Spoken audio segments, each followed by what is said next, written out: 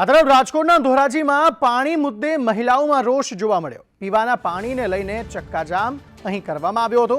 રાધાનગરની મહિલાઓએ વિરોધ દર્શાવ્યો હતો। છેલ્લા 10 દિવસથી પીવાનું પાણી ન મળતા અહીં રોષ જોવા મળ્યો।